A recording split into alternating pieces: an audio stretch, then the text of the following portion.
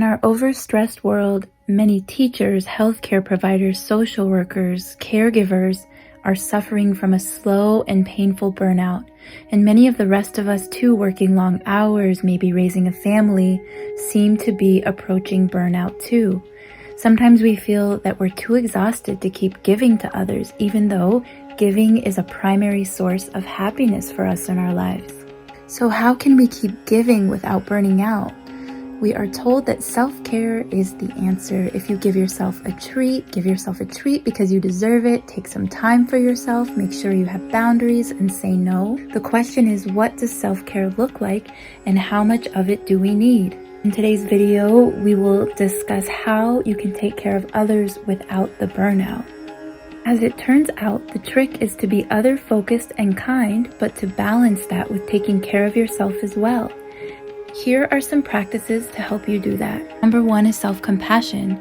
One particularly potent form of self-care involves transforming our relationship with ourselves, and in particular, practicing self-compassion, a deep and loving, nurturing, and care for ourselves. Self-compassion is treating yourself as you would a best friend, with kindness rather than self-judgment, especially at times when you fail or fall short. So self-compassion is remembering that we all make mistakes, and instead of beating ourselves up and being mean to ourselves, it means being mindful of emotions and thoughts without getting overly immersed in them.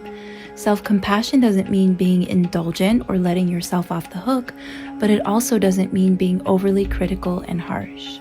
There has been so many studies about the impact of self-compassion on burnout and compassion fatigue. People who are more self-compassionate tend to feel less stressed and less negative emotions.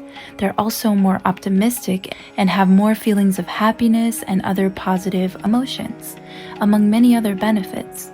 So to practice self-compassion, try some of these exercises: writing yourself a self-compassionate letter, taking a self-compassion break, or asking yourself, how would I treat a friend? Next, it's all about social connection. Caring for ourselves also means seeking social connections who can provide practical and emotional support to us when we are struggling. Belonging to a more cohesive group at work helps prevent burnout and compassion fatigue, reducing the effects of stress and trauma. This comes at no surprise. Social connection from birth to old age is one of our greatest human needs. Social connection leads to lower rates of anxiety and depression. It strengthens our immune system and can even lengthen our life.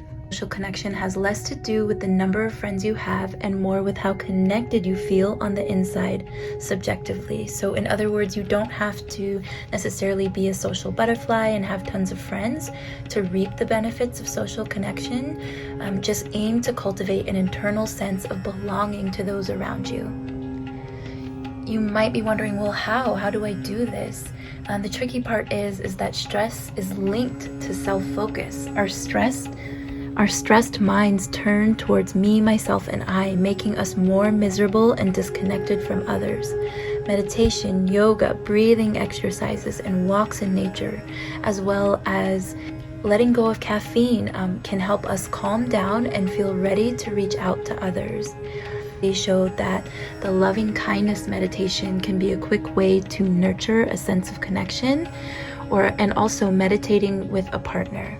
I want to share with you one of the loving kindness meditations that I do regularly.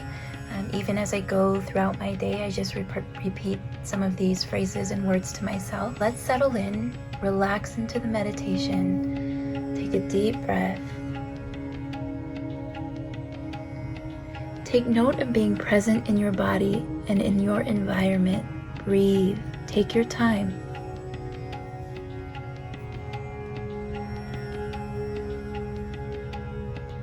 Notice how your body accommodates each breath.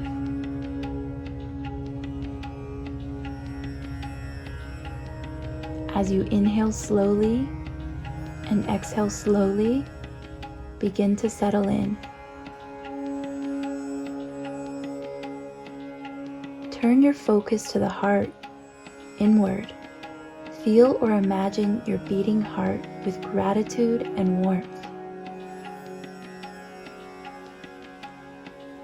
Call to your mind a person or a pet of past or present, whose steady love and unconditional acceptance of you touches your heart in a special way.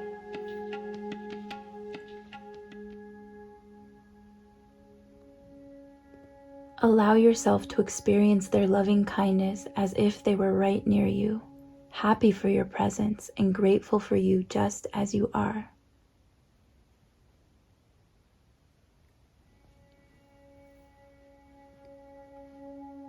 Notice how this image eases your body and mind.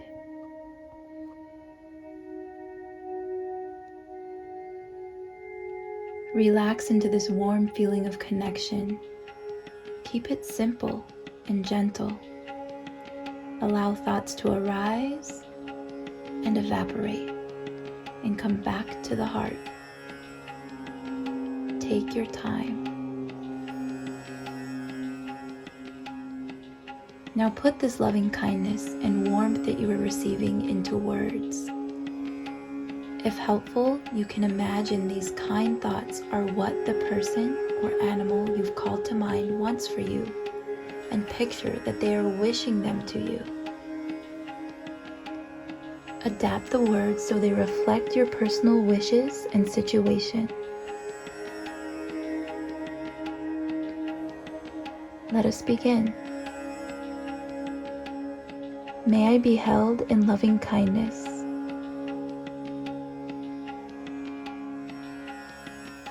May I be happy and safe.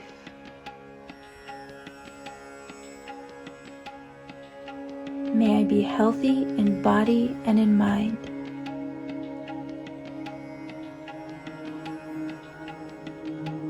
May I always have enough.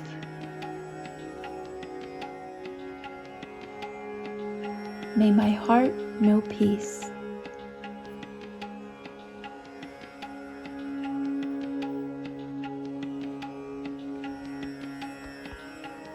Repeat these mantras at least 3 more times out loud or in your mind and really savor them. Take your time, feel their ability to warm and open the heart. Next, bring to mind someone who means a lot to you, someone in whose presence you can relax and be fully appreciated for who you are. Feel the goodness of this heart connection. Feel your mutual gratitude as you offer your well wishes. Imagine that person is touched by them and experiences happiness and peace.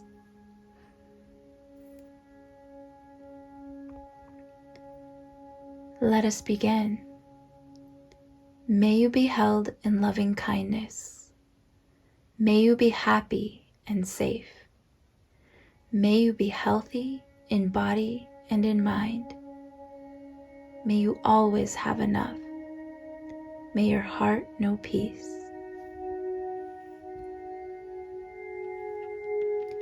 Repeat these mantras, these wishes at least 3 times out loud or in your mind. Appreciate the sincerity of the words and feel their ability to warm and open the heart. Take your time.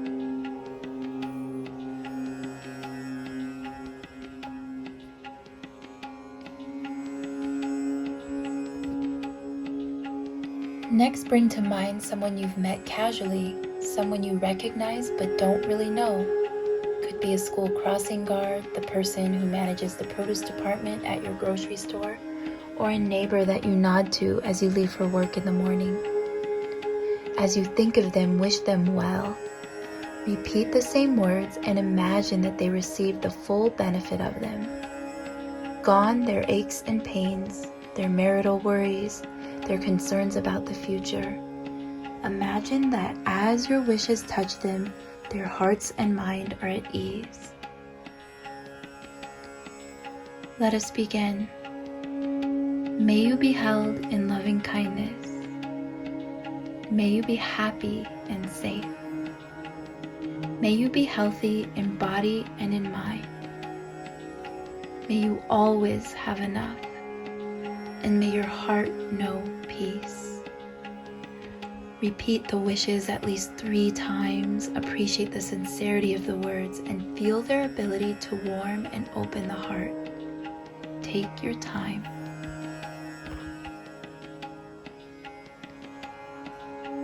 Lastly, imagine someone who you don't care for.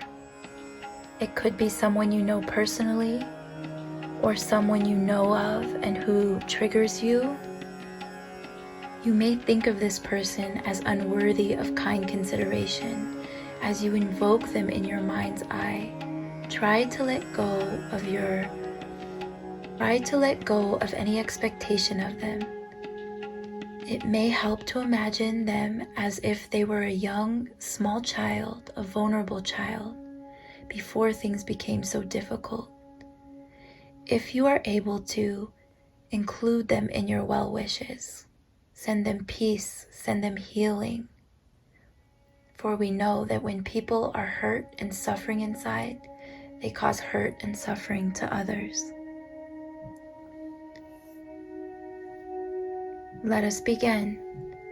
May you be held in loving kindness. May you be happy and safe. May you be healthy in body and in mind. And may you always have enough. And may your heart know peace. Again, repeat these wishes at least 3 times. Appreciate the words. Feel their ability to warm and open your heart. Of course, take your time.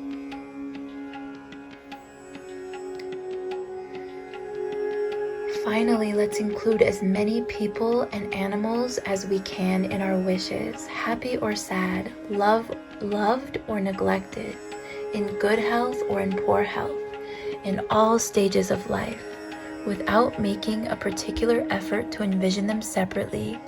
Simply maintain awareness of the presence of all these beings who share your planet, and send them your wishes with a sincere and tender heart. Let us begin. May you be held in loving kindness. May you be happy and safe. May you be healthy in body and in mind. May you always have enough, and may your heart know peace. Repeat the wishes at least 3 times. Appreciate the words. Feel their ability to warm and open the heart. Imagine that your practice brings that deep healing for yourself and others. Take your time.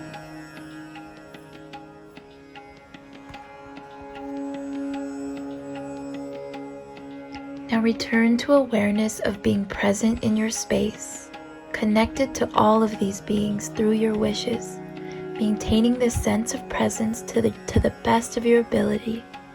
Simply sit and wrap up your loving kindness meditation with a sense of deep gratitude that might be expressed through a gesture, hands in the prayer position, a bow, the ringing of a bell, or whatever might feel appropriate to you.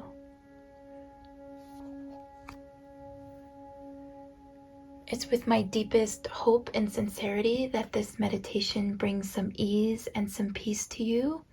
Please feel free to share the idea with a friend or anybody that you love. Next, a brief word about empathy and compassion. So it might seem counterintuitive that empathy, which includes attending to others' struggles, would actually help us with our own, particularly for caregivers. That having more empathy can also prevent burnout. Also suggests that compassion training can actually make you better at coping with other people's suffering, helping you help others without paying the cost yourself. Is that by developing feelings like compassion and empathy, we are protected from feeling distressed or overwhelmed in the face of suffering. When you truly connect with another person who is suffering, you can actually feel empowered and energized because you are inspired to uplift that person. So we've all had the experience of having a friend ask for help during a time of emergency. In these moments, we are usually capable of so much more than we can imagine. We seem to find hidden reserves of energy, and afterwards we end up feeling much better than we did before. Again, loving kindness meditation is one way to start to cultivate empathy. When you speak with someone who is suffering, Practice active listening, and it can help you provide comfort and support to them without having to solve their problems. Also, it's been found that we are happier when we spend money on others, and that we experience more positive emotions when we engage in acts of kindness for others rather than just for ourselves. If you are shy or introverted, or you might have social anxiety, giving to others can actually increase your happiness. Although giving tends to feel better when we can connect with others, with the beneficiaries of that connection, for the truly shy or those who don't have time, even acts of kindness conducted over the computer can increase a sense of well-being. So being a giver also leads to greater professional success. Self-compassion, social connection, and empathy are powerful forms of self-care, but that doesn't mean that traditional self-care activities have no place in our lives. Keeping up your spirits with exercise, eating well, sleeping in, making room for fun activities like going to the movies or maybe shopping are important. These pleasures give us short-term bursts of happiness that can really fuel us and keep us playful in life. To complement these more physical pleasures, however, giving and connecting with others in positive ways will bring us long-lasting feelings of joy that come from a life of purpose and meaning. The balance between the two is a beautiful recipe for a happy, long, and fulfilling life.